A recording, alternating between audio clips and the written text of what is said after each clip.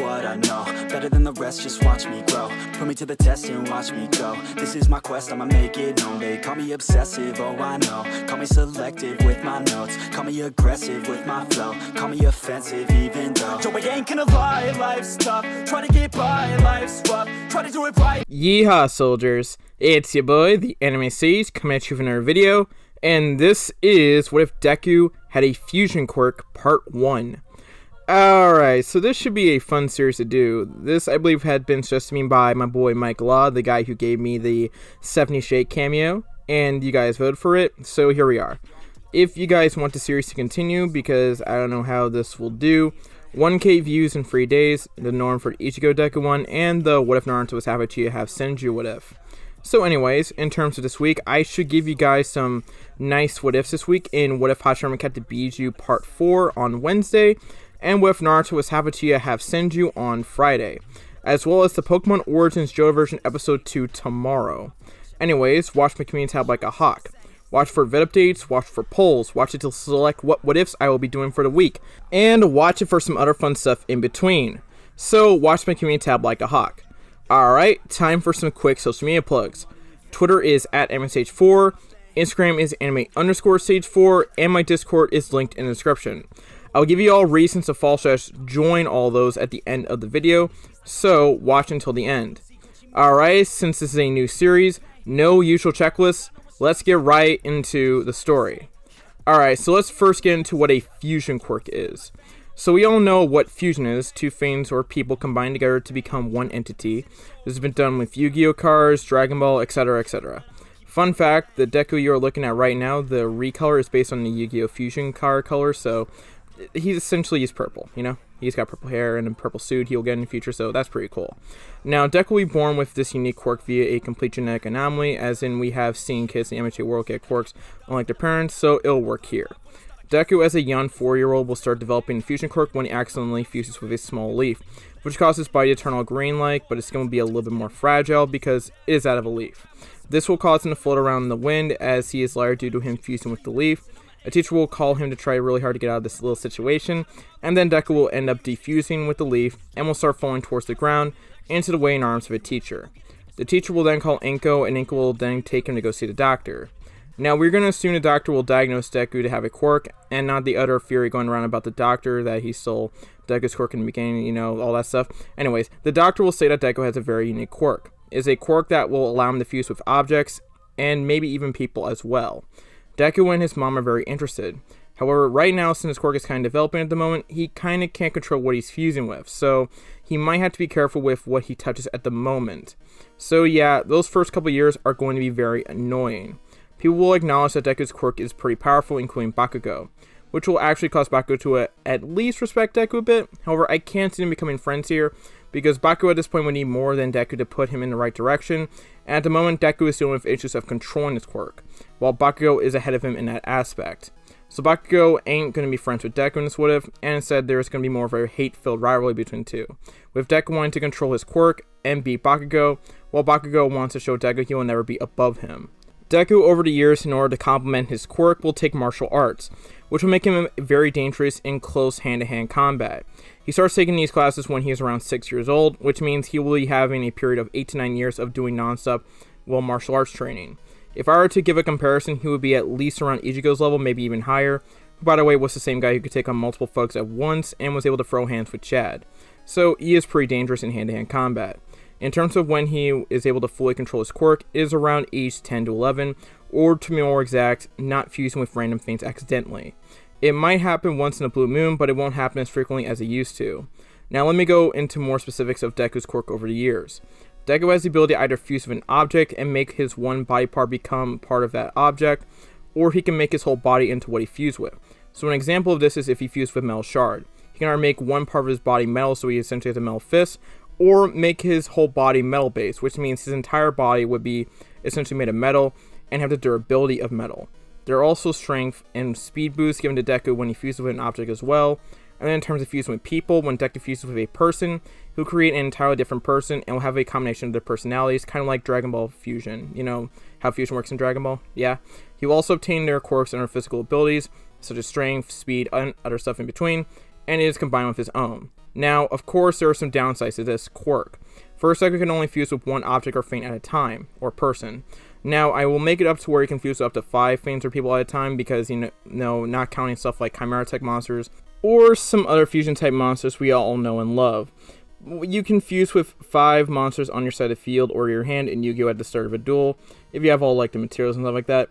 Again, there are some exceptions, but we'll make it up to 5 when Deku hits his peak. Anyways, the other issue is Deku, in his Fusion Quirk, he'll have to have the other person want to be willing to fuse with him. If that doesn't work, the person can, defuse out of him, Also, I ain't going to have him fuse with the opposite gender in What If. That opens up a whole new can of worms, where you have to determine if Deku has both parts, if you get my drift. The other weakness here for Deku is he can only keep up the form, depending on the damage he takes when it comes to object fusion. If he takes enough damage from an attack that can essentially break the form, his form will break and he'll defuse with the object, which will probably make him very vulnerable. Also, with people, he has a limited amount of time he can stay fused to someone. He will only be able to fuse with someone at a max of 15 minutes, which could also be a good thing as well. You don't really necessarily want to fuse to someone forever, Now again, there's not necessarily a time limit for an object, but there are more boosts Deku gets when it comes to fusing with a person. So everything evens out here. Deku also has a bit of a limit to what he can fuse with at the moment. He can fuse with stuff that is around his height, which, by the way, he is kind of short in the actual canon, but I think some decent exercise and stuff like that will allow him to have a height increase, so he'll be around 5'7" or 5'8", which is like an inch shorter or around the height of Bakugo. Finally, Deku can only fuse with objects, and that only includes solids, not liquids, and gases. However, if he could fuse with something like a fire truck, which he will be able to do in his prime, he would not only be able to have the metal material of a fire truck, but will also be able to use his own water cannon. Anyways, Deku will always carry some materials to fuse with, like a penny, some metal shards, and other stuff that he can fuse with in case he wants to train with his quirk or needs to protect himself. In this What If as well, we have the most important question answered. Yes, Inko will be in her prime. I just noticed that some of the baddies that I've had a slight attraction to, and then later put on a few pounds, all have the name Inko in their name.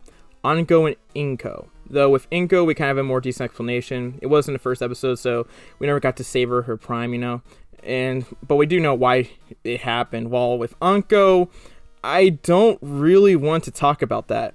Anyways, Inko will be in her prime and will encourage Deku to follow his dreams because he actually has a quirk, and she will not break down in tears like in canon. Deku will also get a reputation of being a relatively good person at school, as he does stand up for those who are being bullied, so he's generally well liked, except by people like Bakugo. It is the last day of middle school and Deku will be sitting in class. Deku has been trained for a very long time and has gotten some decent grades. This is because he's not bullied as often, because he can actually do some stuff, and nobody should really be messing with a guy who can destroy someone pretty easily because, yeah, why would you attack someone who knows martial arts?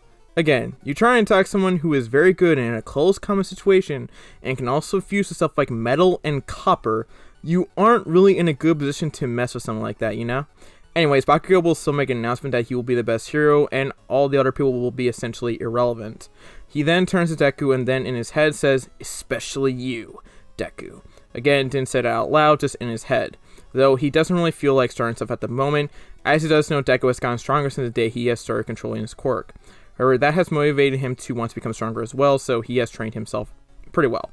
However, if I were to say who would win, it would be a toss-up as both of these two know each other very well. The teacher will then mention that Deku wants to apply to UA, and Deku will confidently say, "Yes, and I have confidence that I will get in." Bakugo will definitely get bothered by this, and no one will necessarily laugh at Deku, because it isn't like he isn't capable of doing it. Bakugo deep down definitely knows Deku can do it, but he doesn't want to admit it. After class is dismissed, Bakugo will go up to Deku and say, "Listen here, Deku.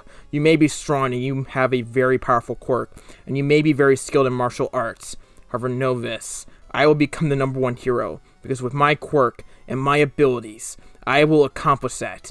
You will just have to settle for second place." Quick thing, yes, Bakugo still calls him Deku just to put Deku down, so don't ask the question why he's called that, because I have already answered it for you. Deku then says, "Well, you definitely are powerful, Bakugo. However, my goal is to be a great hero, and as a rival, I do plan on surpassing you at the end of the day.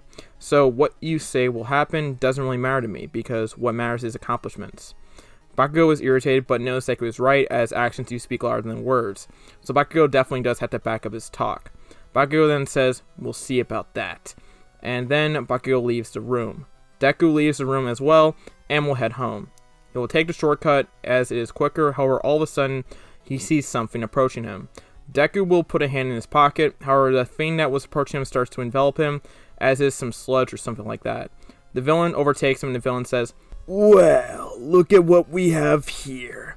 You do seem pretty strong, so I think I will take care of this body right now." Deku is choking at the moment and is trying to get out of the situation. Deku then is able to feel one of his pieces and then fuses. A flashlight commences and Deku is able to break out the sludge villain in a solid concrete-like form. Essentially, Deku had some piece of solid concrete he got by punching in his metal fused form, on a sidewalk, and had trained with it for a bit.